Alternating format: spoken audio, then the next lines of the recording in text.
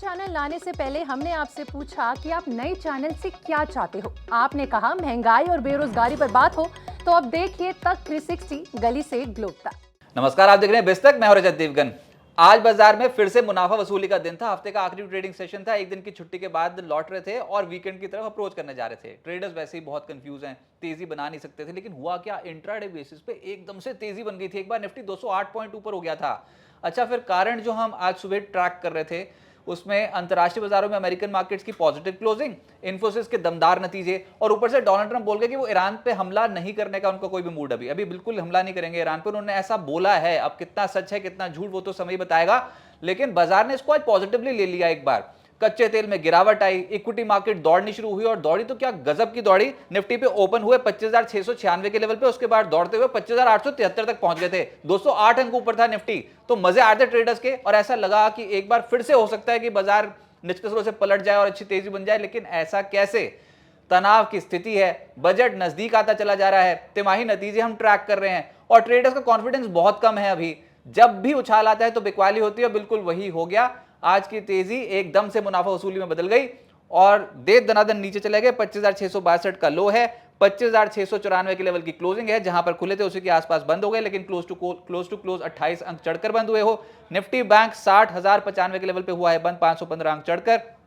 Sensex 187 अंक चढ़कर 83,570 के लेवल पे हुआ है बंद। तो दो तरफा चाल दिखा गया मार्केट। शुरुआती सत्र में तेजी और फिर उसके बाद पटकी ऊपरी स्तरों पे मुनाफा वसूली। एडवांसेस निफ्टी के 22, गिरने वाले 28 और एनएससी पर 1,339 शेयर चल रहे हैं, उसके मुकाबले 1,830 शेयर्स गिरे हैं।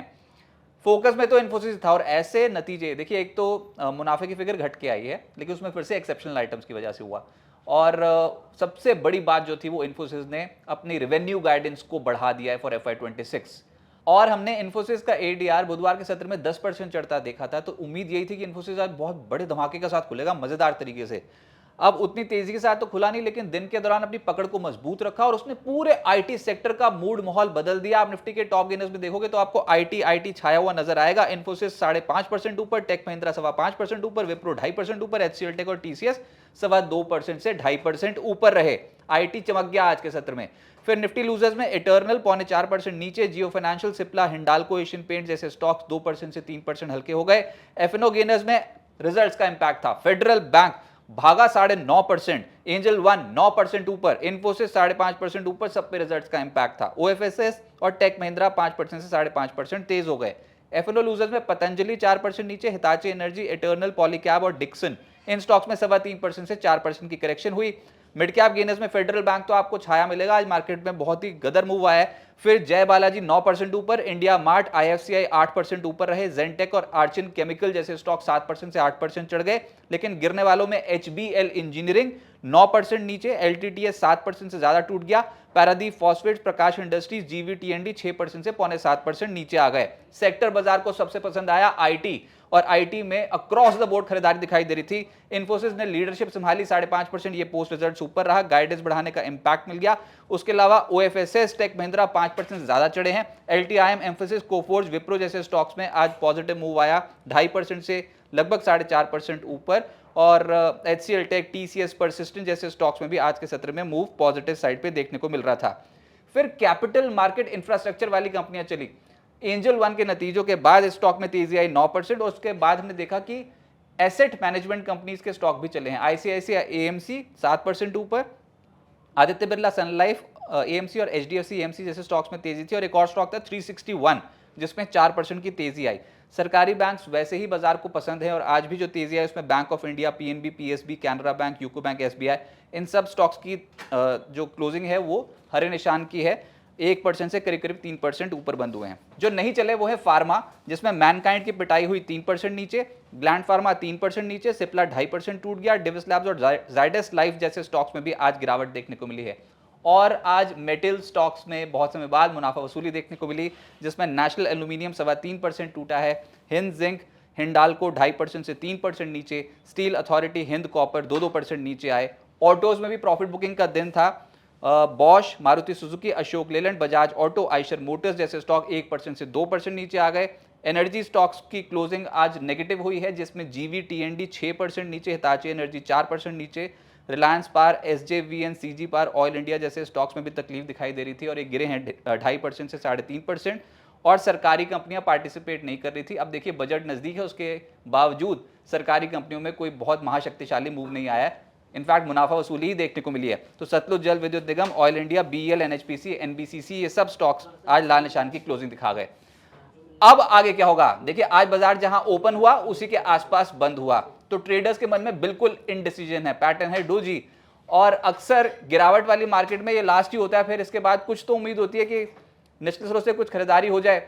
अच्छा, ये नहीं ना पता कि जो खरीदारी होगी या फिर बिकवाली होगी, क्योंकि इतना इनडिसीजन, जिस लेवल पे आप हो वहां पर ऑप्शंस कंसंट्रेशन बहुत स्ट्रांग है। 25,700 के लेवल पे लड़ाई हो रही है कि भैया बुल जीतेंगे या फिर बियर्स जीतेंगे, किसका दबदबा ज्यादा होगा। अभी तक तो ये जो लड़ाई है ये बियर्स ने जीती है, मंदी करने वालों में। जब जब बाजार ऊपर गया तब तब बिकवाली हुई है, लेकिन अब यहां से आगे क्या होगा? 25,900 के लेवल को निकालने में नाकाम रहे हैं। इस हफ्ते का हाई ही 25,899 का है, आज भी 25,873 का हाई लेवल लगाया, लेकिन ऊपर नहीं जा रहे हैं। 25,900 के लेवल पे कोई ना कोई बेच रहा है। इस लेवल पे आईटी शेयर्स में उछाल ज्यादा देखने को मिला आज, लेकिन आप ब्रॉडर मार्केट्स देखोगे तो पार्टिसिपेशन नहीं थी, स्टॉक्स टूटे हैं।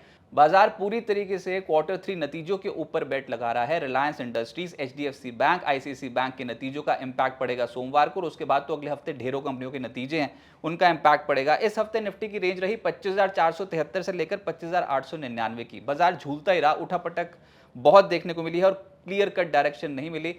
ऊपरी स्तरों पर मंदी करने वाले इस हद तक हावी हैं। 25,800, 25,900, 26,000 की स्ट्राइक्स पे कॉल राइटिंग बहुत ज्यादा देखने को मिल रही है, तो इतनी आसानी से निकलने नहीं देंगे बाजार को ऊपर, और मामला फंसा रहेगा ऐसा लग रहा है। मौजूदा लेवल्स पे बुल्स और बियर्स के बीच में टक्कर है। 25,500 और 25,600 बहुत अच्छे सपोर्ट की तरह एक्ट कर रहा है।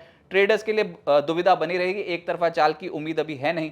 और हम जो डोमेस्टिकली ट्रैक कर रहे हैं वो Q3 रिजल्ट सीजन को कर रहे हैं। उस बीच में डोनाल्ड ट्रंप क्या बोल जाते हैं क्या नहीं, उसका एक इम्पैक्ट पड़ेगा। वीकेंड में कोई बड़ी बड़ी पोजीशन बनाने के लिए तैयार भी नहीं था, कहीं कुछ ईरान के ऊपर फिर से ना कोई कमेंट आ जाए, उसके चलते ट्रेडर्स थोड़ा सा नर्वस थे। लेकिन इंटरनेशनली देखें तो अगले हफ्ते यूएस में Q3 जीडीपी आंकड़े और साथ साथ नवंबर पीसी आंकड़े आएंगे, और अगले हफ्ते बैंक ऑफ जापान की पॉलिसी भी है जिसको हम बहुत क्लोजली ट्रैक कर रहे हैं।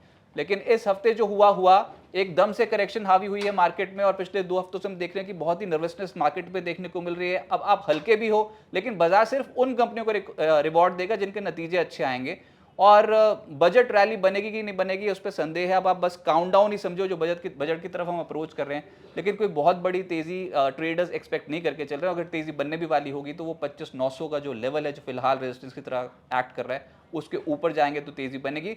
अभी फिलहाल लार्ज कैप स्टॉक्स की, मिड कैप स्टॉक्स की उतनी शक्ति नहीं दिखती है।